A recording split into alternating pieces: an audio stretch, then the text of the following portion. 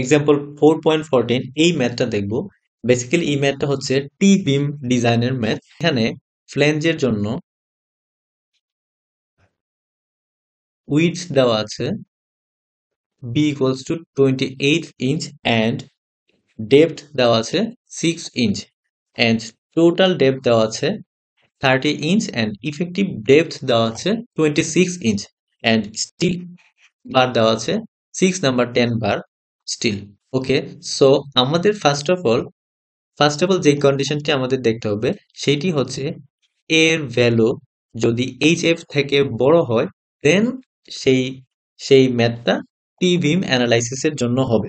Okay, and and আমাদের কোশ্চেনে আছে দি isolated T beam. Okay, so এখানে টি বিম বলাই আছে।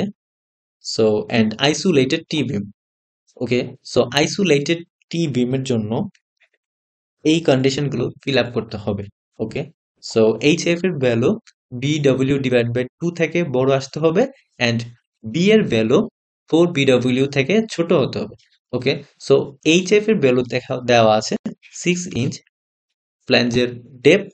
ওকে, so and BW divided by 2 here BW ওয়েবের উইথ সেটা হচ্ছে 10 ইঞ্চ। ওকে, সো এই কন্ডিশনটা ফিল আপ করে এন্ড এন্ড সেকেন্ড কন্ডিশন হচ্ছে B is less than 4BW.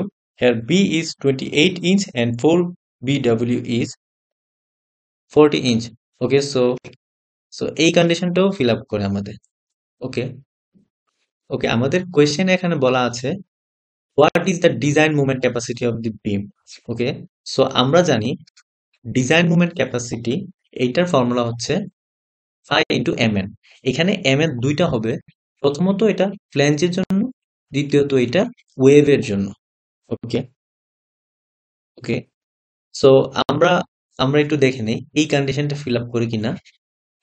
A is greater than HF, দেন এই ম্যাথটা টি বিম অ্যানালাইসিসের জন্য হবে। ওকে, সো এ বের করার জন্য আমাদের AS বের করতে হবে, স্টিল এরিয়া। আমাদের এখানে স্টিল এরিয়া স্টিল দেওয়া আছে 6 নাম্বার 10 বারের জন্য স্টিল দেওয়া আছে। ওকে, সো আমরা এখন এখানে 6 নাম্বার 10 বারের জন্য এরিয়া হচ্ছে 1.27, সো AS এটা আসবে 7.62 ইঞ্চ স্কোয়ার। ওকে, সো আমরা এ পাবো 6.4 ইঞ্চ। ওকে, এন্ড আমাদের HF হচ্ছে 6 ইঞ্চ। ওকে, সো এই কন্ডিশনটি ফিল আপ করে সো এই ম্যাথটা টি বিম অ্যানালাইসিসের জন্য রিকোয়ার্ড। ওকে, সো আমাদের আমাদের কোয়েশ্চেনে বলা আছে what is the design movement of the capacity. Okay, so design মুভমেন্টের জন্য আমাদের আমাদের নমিনাল মুভমেন্ট বের করতে হবে ফ্ল্যাঞ্জের জন্য, ওয়েভের জন্য। ওকে, সো নমিনাল মুভমেন্ট ফ্ল্যাঞ্জের জন্য নমিনাল মুভমেন্ট ফ্ল্যাঞ্জের area FY D minus HF divided by 2 and ওয়েভের জন্য নমিনাল মুভমেন্ট ওয়েভের area FY D minus A by 2। Okay, so so ফ্ল্যাঞ্জের ক্ষেত্রে আমরা ফ্ল্যাঞ্জের স্টিল এরিয়া বের করব। এইটার ফর্মুলা হচ্ছে 0.85 into FC prime into HF into B minus BW divided by FY।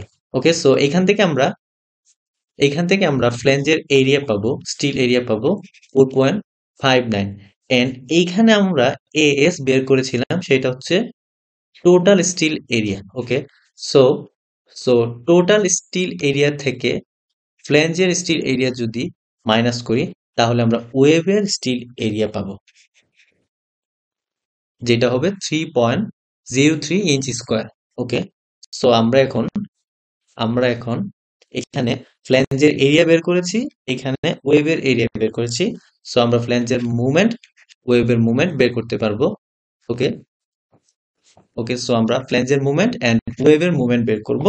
ওকে, দেন আমাদের ডিজাইন মুভমেন্টের ফর্মুলা হচ্ছে ফাই ইন্টু নমিনাল মুভমেন্ট। ওকে, সো এখানে ফাই কত ইউজ করব আমরা সেটা একটু চেক করতে হবে। চেক করার জন্য আমরা এখানে সি এর ভ্যালু বের করব, C equals to A divided by beta 1। Then আমরা এই ফর্মুলাটা ইউজ করব, C by DT equals to epsilon U divided by epsilon U plus epsilon T.